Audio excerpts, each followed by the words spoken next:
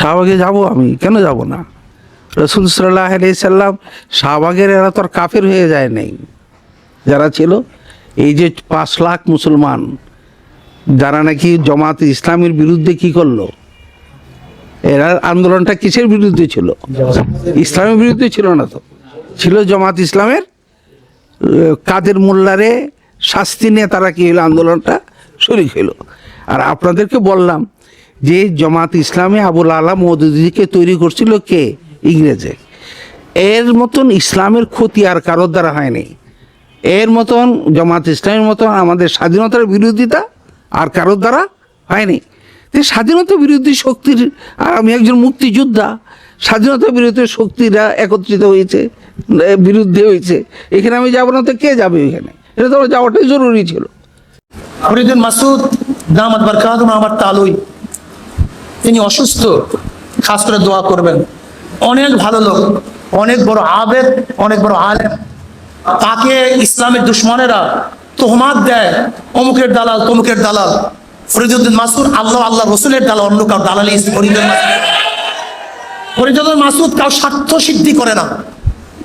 যদি এই মাদ্রাসার দিকে, এই প্রতিষ্ঠানের দিকে কেউ চোখ তুলতে চান, আপনি ভাবিয়েন না আপনার চোখটা আপনার সাথে থাকবে, দেখুন চোখ তুলিয়ে গেছে, এখানে ভাবিয়েন না, খবরদার এইদিকে হাত বাড়াবেন না। এরপরে যখন এদেশের তাওহীদি জনতা আরো ফুঁসে উঠল, তখন উলামায়ে কেরামদেরকে বিভিন্ন অপবাদ দিয়ে বিতর্কিত করার চেষ্টা করা হয়েছে। আমি এ কথা আমার একটা বইতে আগেই লিখেছিলাম, দিন কায়েমের সঠিক পথ বইতে আমি উল্লেখ করেছিলাম। ওদের চক্রান্ত হলো, রাস্তার এক পাশে যদি দেখো মোল্লা ওমর বক্তব্য দিচ্ছে, তাহলে রাস্তার অপর প্রান্তে তার বিরুদ্ধে মোল্লা বরডলিকে তৈরি করে দাও।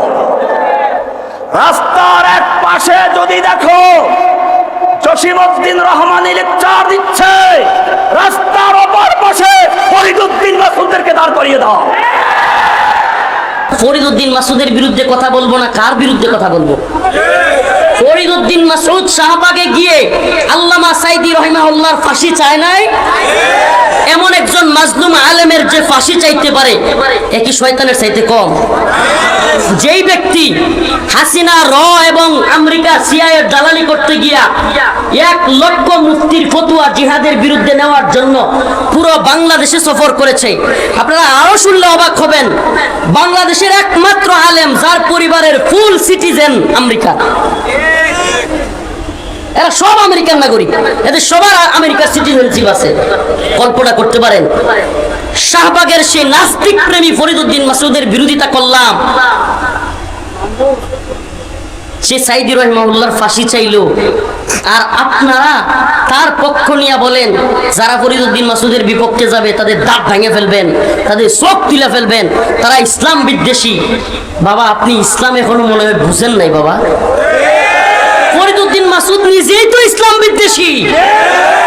আপনারা যদি ফরিদুদ্দিন মাসুদকে, যে হলো শাহবাগী আলেম, যে নাস্তিকদের আন্দোলনকে সমর্থন করছে, আপনারা যদি তাকে আল্লামা বলতে পারেন, তাহলে আমরা তাগুতের দালালের দালাল আপনাদেরকেও বলতে পারি,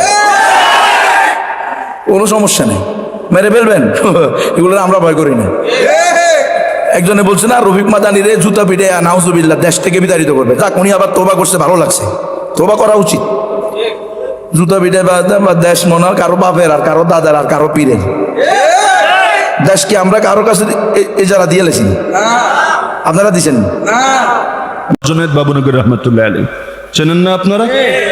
আল্লাহর বান্দা জীবিত অবস্থায়, সুস্থ অবস্থায়, প্রকাশ্যে ভরা মজলিসে হাজার হাজার জনতার সামনে বলে গিয়েছে, এই শাহবাগে গিয়ে নাস্তিক বেঈমানের সঙ্গে একাত্মতা পোষণ করেছে যে সেই তথাকথিত আল্লামা ফরিদুদ্দিন মাসুদ।